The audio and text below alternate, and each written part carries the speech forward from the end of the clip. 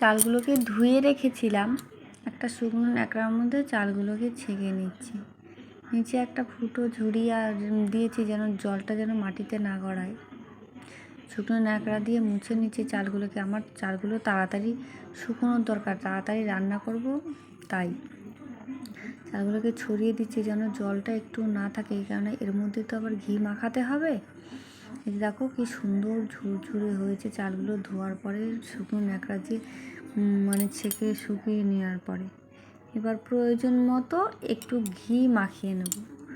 সমস্ত চালগুলোতেই যেন ঘি লাগে, সেই জন্য চালগুলোকে ভালো করে সব চালগুলোকেই যার যতটা পরিমাণ ততটা পর্যন্ত ঘি মাখিয়ে নিয়েছি। জল বসিয়ে দিয়েছি এদিকে, জলটা গরম হচ্ছে। এই জলটা ফুটলে তারপর চালগুলো দেবো। ভালো করে ফুটলে, জলটা ফুটেই এসছে, এবার চালটা দিয়ে দেবো হাঁড়িতে। চাল সাইড দিয়ে পড়ে আছে, এক হাতে ক্যামেরাটা ধরেছি তাই।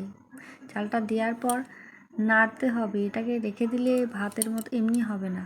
খানিক বাদে বাদে নেড়ে নিতে হবে যেন চালটা তলায় না ধরে যায়, লেগে যায়। যে হয়েই এসছে, একটু শক্ততে থাকতেই নামাতে হবে চালটা। এবার হয়ে এসছে, এবার নামিয়ে নেবো ভাতটা। এই যে ঝরিয়ে নিয়ে এলাম। এই দেখো ভাতটা ফ্যান ঝাড়ানোর পর কেমন হয়েছে। গরম, হাত দেওয়া যাচ্ছে না, খুন্তি দিয়ে তোমাদের দেখাচ্ছি। এবার দেখো হাত দিয়ে ধরে দেখাচ্ছি কেমন হয়েছে।